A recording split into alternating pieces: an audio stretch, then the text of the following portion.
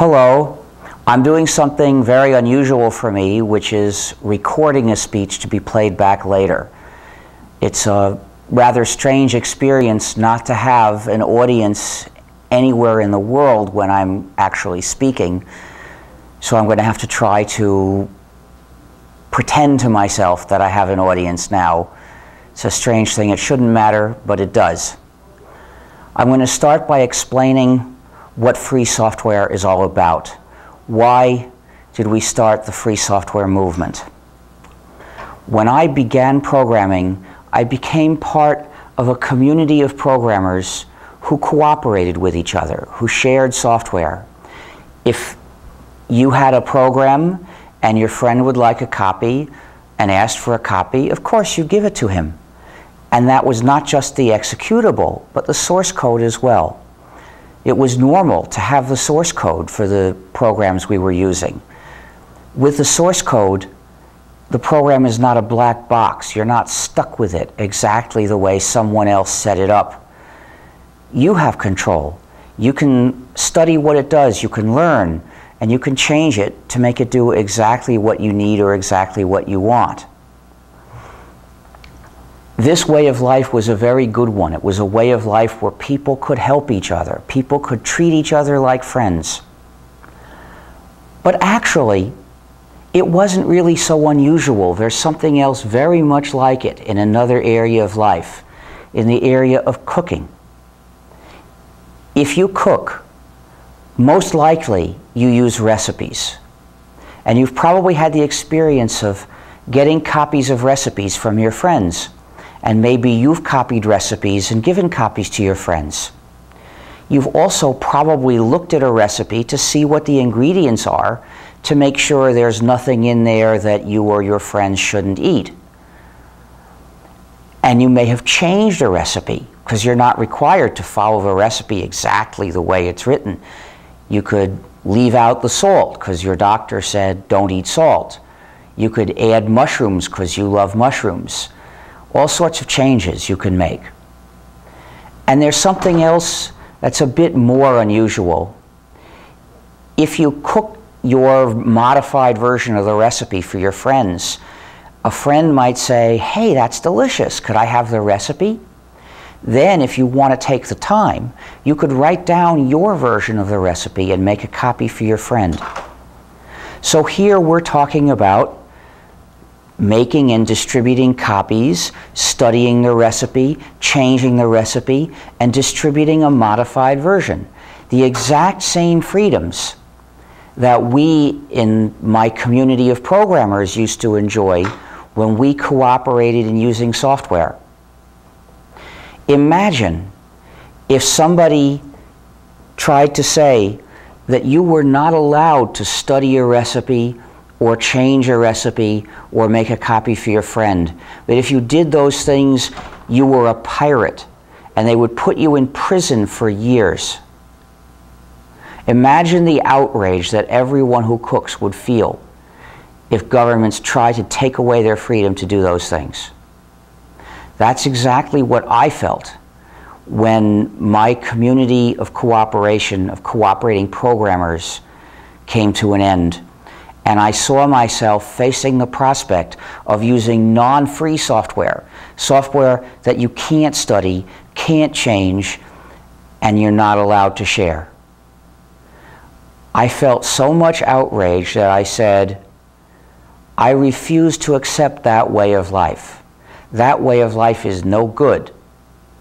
I'm not going to live that way. Instead, I'm going to make an alternative. I'll do whatever it takes so that I can keep using computers and live in freedom as part of a community where people can help each other. If you use a program that is not free, then you have been divided from the rest of your community. So in order for us to live in freedom, what do we need? We need to have free software to do every job. Every job we want to do on the computer, we've got to be able to do it and still keep our freedom, which means we've got to be able to do it with free software. The first collection of software you need is an operating system. My field was operating system development, so I decided I would start by developing a free software operating system. With an operating system, you can use your computer for many different purposes. Without an operating system, your computer won't run at all. It's just dead weight. So the operating system is not everything. It's not all the software you'll ever need, but it's the first thing you need. So it was worth developing the operating system first. I decided to develop an operating system compatible with Unix for technical reasons. At the time, I had never used Unix. I had only read about it. But what I read told me it would be a good model to follow. It was a portable operating system, so if I followed the design of Unix, I could make another portable operating system. And that was an important thing. It would take years to develop a free operating system, and I didn't know which computers would be popular several years in the future. This was in 1983 when I was thinking about these plans. I figured it would take till maybe the end of the 80s to have a complete operating system, and that would be time for various things to change. So I decided to follow the design of Unix, which would make for a portable system. That way, whatever computers were popular in 1990 and 2000, we could still support them. And then I looked for a name. Now, the community I come from, in this community we call ourselves hackers. And what we mean by that is we enjoy playful cleverness. It actually has nothing to do with breaking security. Whatever we're doing, whether it's programming or life, we want to look for ways to have playful cleverness. And part of that is we look for funny names for the programs we write. So I decided to make the name for this system a recursive acronym. The name of this system is GNU. And GNU stands for GNU's Not Unix. So when people ask me, but what does the G stand for? Well, the G stands for GNU. And I think that this joke works in Portuguese more or less. You could say GNU não é Unix. Please forgive my bad pronunciation. I've never studied Portuguese. So once I had a name that was funny, then we could start the work. And in January 1984, I started developing the many programs that you needed to put together an entire Unix-like operating system. Because that system design is composed of many different programs, each program doing a particular job, and they work together through standard interfaces. Nowadays, these interfaces are called the POSIX standard. In those days, there was no official standard, but being compatible with Unix meant using the same interfaces. So throughout the 80s, I and then the other people I recruited were writing these various programs, and we put them together. In the early 90s, we had almost all of the GNU operating system. One important piece was still missing. That piece, that gap in the GNU system, was the kernel. During that whole time, I was constantly looking for shortcuts, looking for some existing piece of free software that someone or other had written that we could use as part of the system in order to shorten the path so that we could get a complete system sooner. And I was hoping we would find a kernel or part of a kernel somewhere. In 1990, we found part of a kernel. We found the bottom part. It's a microkernel known as Mach that was developed at Carnegie Mellon University. So we decided to write on top of this bottom part, the microkernel Mach, we would write the GNU herd, which was another collection of programs And together they would do the job of the kernel of Unix, the Unix kernel. It took many years for us to get that done. And in the meantime, another kernel was developed. It's called Linux. The Linux kernel was developed by Linus Torvalds in 1991. Originally, it was not free software, but he changed the license in 1992. He released it under the GNU General Public License, which is the license that we had written to use on most GNU programs. It's not the only free software license. There are many free software licenses. It's the license we usually recommend because it defends the freedom of the software for all users. Most free software licenses permit non-free modified versions, and that means somebody else can come along, take the free program, and make an improved but non-free version. And the users, if they don't value freedom, they might switch to the non-free version, and that means a step backwards for freedom. With the GNU General Public License, we can actually use copyright law so as to prohibit modified non-free versions. What we say is, you can take our code and make a modified version, and you can publish the modified version if you choose. But when you do so, your modified version must likewise respect the user's freedom.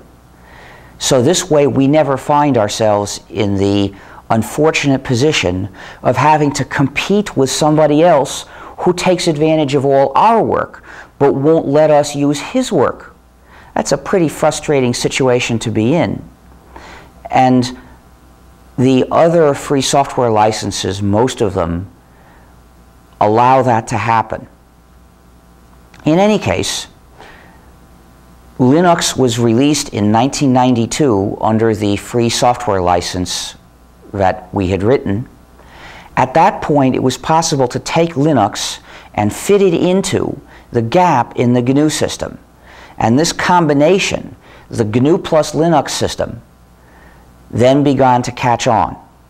And it achieved the goal that we set out for in 1984, the goal of a free, completely free Unix-like operating system, which made it possible to get a computer and run it without ever giving up your freedom, without ever installing a program that says you are helpless, you are forbidden to share with your neighbors.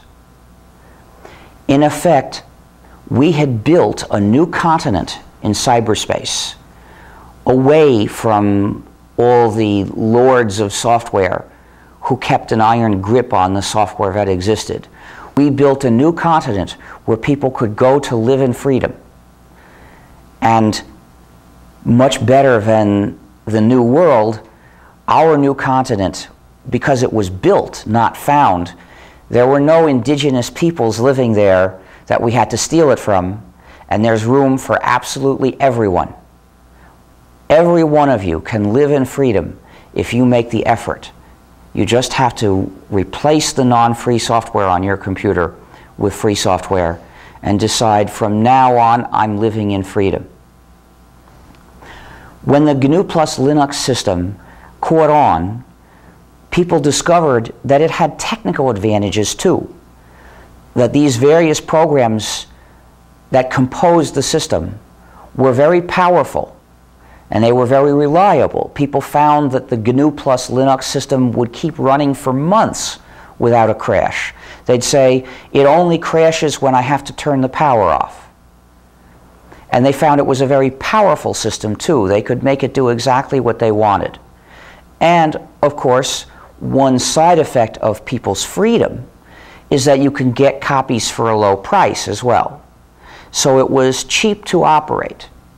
So it had many practical advantages. And you know, in technical fields, there are a lot of people who don't think about freedom, ethical and political issues. They're focused narrowly on how to get a job done efficiently. So they picked up the GNU plus Linux system and said, this is a great, powerful, reliable system that's cheap to operate, but they didn't mention it's a way you can live in freedom. So the GNU system, in its Linux-based version, became very popular. Tens of millions of people are using it, but most of them never mentioned the most important thing about it, which is that this is how you can live in freedom. And the result is, many people assumed that the whole point of the system was to be popular. There are thousands of people who consider themselves fans of this system. Most of them call themselves Linux users or Linux fans because they think that the whole system is Linux. That is a confusion that got started in 1992 or 93. Many people started thinking that Linux was the entire system, so you will probably find many people who say that they are Linux users, or that they have a Linux machine running, or that they're using a certain Linux distribution, and really what they mean is that they're GNU plus Linux users and they have a GNU plus Linux machine running, or they're talking about a certain distribution of the GNU plus Linux system.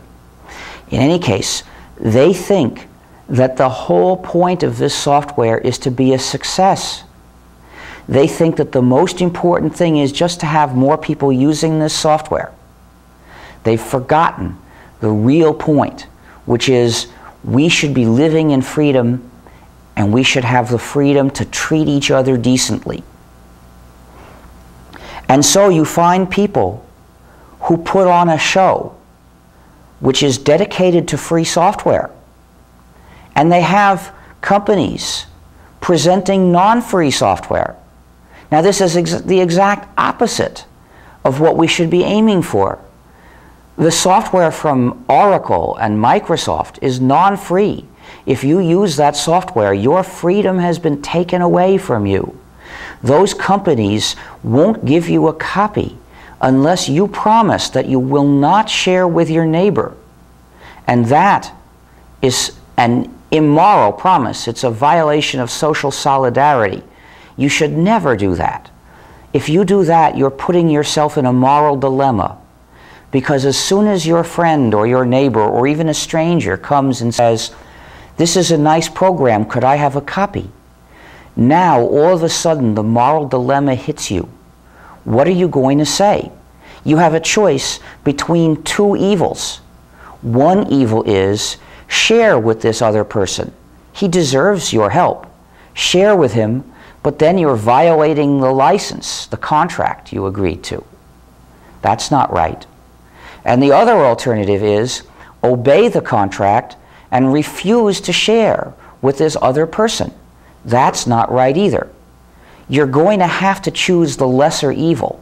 And the lesser evil is to share with this other person because he deserves your help. And anybody who asked you to promise not to share with the rest of the world, that person does not deserve your help. He doesn't deserve to have that contract carried out. So that's the lesser evil. But really, when you should anticipate this situation, you shouldn't just sign this contract and later on say, "Oh, what a surprise, now I have to choose between two evils." You should, when you are offered that program, you should recognize then that that program is a path to a moral dilemma. And at that point, you should say no. You should say, if I accept this program, I will be forcing myself to choose one evil or another later on. So I am going to do no evil. I'm going to do the right thing. I'm going to say no to this program from Oracle or Microsoft or Adobe or any of those companies. I'm going to use only software that I can freely, openly share with the other people in the world who may ask for my cooperation someday. So these companies that are sponsoring this event today, they are the exact opposite of what this event should be working for. And some of them are actually making speeches here where they're going to try to completely mislead you about what this is all about. They paid for that privilege with their money. But if you don't recognize that freedom is the goal, that a decent ethical society where people can help each other is the goal, you might think there's nothing wrong with this. There are people who thought that the availability of Oracle's non-free database on the GNU/Linux system was a contribution to our community because it would make the GNU/Linux system more popular. And that's true. It may make the system more popular, but it represents forgetting what the whole system's all about. It means confusing means with ends. Instead of aiming for freedom, we're settling for mere popularity. There is no more important thing we have to do to make sure freedom triumphs than to remember the goal, to remember that freedom is what we need and remember what it means. Life constantly offers opportunities to discard your freedom. Someone will come along and say, "Give up your freedom to me and I'll give you something convenient." In the United States, Bush said, "Give up your freedom and I'll make you safe from those terrorists." And we lost a lot of our freedom. The worst blow that my country has suffered in many years was struck by its own leaders in response to the September 11th attacks, supposedly as a way of protecting us. And it's always like this. Freedom is never automatically secure. If you want to keep your freedom, you have to defend it. But in order to defend it, you have to value it. And in order to value it, you have to know what it is. That's the first step. And that's what I'm speaking to you about today. So, when a state government in Brazil would like to do something to support the free software movement, that is very good. That motivation is good. But it's important to do it in the right way. Not by supporting an event managed by a corporation and operated as a trade show where companies that make non-free software are invited to come and present it as if it were ethically legitimate, but rather a true community event that focuses on the goal of moving society out of the trap of non-free software, out to the path of freedom. One where the goal is not confused and cluttered up and hidden by companies presenting a contrary goal. So I hope that the government of Paraná and other state governments will recognize the lesson of this attempt, and next time they will do it right. Because there will be more opportunities. One event is not everything. Next year, they can do it right. And they can help start to move society, move the computer users of Paraná and the rest of Brazil to freedom. The most important step for doing this is to switch to free software in schools. Schools are the most important place for any government to adopt free software. Sure, adopting free software in public administration, that's good too. Everyone ought to use free software. Government agencies ought to remain in full control of their own computers. They have a duty to the citizens to maintain control of their computation on the citizens' behalf. And that means they must reject non-free software. But schools are more important. There are 4 reasons why it is essential to switch to free software in schools. I'll present them from the most superficial to the deepest. The most superficial reason is to save money, because the licenses for the software used in the schools is a big drain, and schools never have enough money. This drain is holding them back. Even in the richest countries, schools don't have enough money. In Brazil, they certainly don't have enough money.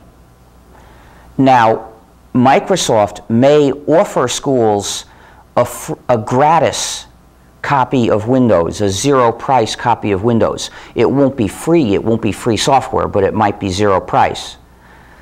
It's a terrible mistake to accept that. It's like accepting gratis packs of cigarettes for the children in the school. It's a plan to get them hooked, to make them addicts for when they are adults. So even if temporarily they will let the school avoid paying money, remember that there are more important reasons too. The second reason, moving towards deeper reasons, is why schools should use free software is to train adults who are users of free software. Because if the schools train people to become adults who use non-free software, then they have built up dependency in society. Society is dependent on the constant flood of money. I think it's around $1 billion a year now for Brazil, to a few rich foreign companies. And this drain on society is a terrible burden. So schools should teach people to live the life that is good for the country's health. That means train them to use free software. Of course, the non-free software companies understand this too. That's why they offer zero-price copies of their non-free software to the school. They want the school to train students to be addicts. And it's the school's responsibility to recognize this too and refuse to do it. The third reason for schools to use free software is for education's sake. You see, non-free software prohibits education. Non-free software is the opposite of education. It says you are not allowed to learn because everything inside the software is secret. When students are in their teenage years, some of them become fascinated with machinery, with software. They want to learn everything. And these are the people who are going to become the great programmers. They are the natural-born programmers. And all you have to do to enable them to become great programmers is give them free software and say to them, you can learn anything you want. It's all exposed. Nothing is secret. Because they're going to want to learn about the software they're using. They'll, type the commands to do something and wonder, how does the program do this when I give this command? If they're using non-free software, the answer is, it's a secret. You're not allowed to learn. You're not allowed to learn anything. All you're allowed to learn is how to run it. You're supposed to be ignorant. But with free software, the school can say, the teachers can say, oh, you're curious, well, go ahead. The program you're using right now is this one, and the source code is here. And I'll even help you find the part of the source code that relates to this problem so that you can start learning. And the next thing the student will do is say, I don't think this program is exactly right. I'd like to try changing it. With non-free software, you're helpless. Non-free software keeps you helpless. That's what it means that it's non-free. You can't study it or change it. With free software, you can change it. The teachers can guide the students until the students don't need any more guidance because they'll learn. They'll learn to be, by the time they graduate from secondary school, they can be accomplished, capable programmers, capable of taking a job to do powerful programs. I've seen this happen plenty of times. But the deepest reason applies to every student. Schools are supposed to do more than just teach facts and skills. The most important thing for schools to teach is a good attitude towards other people, an attitude of cooperating with other people, helping them out when they need help. So schools should say to the young students, to the kids when they first come to school, if you bring software to school, you can't keep it for yourself. You must give copies to the other kids when they want copies. Of course, the school has to practice its own rule. It has to practice what it preaches.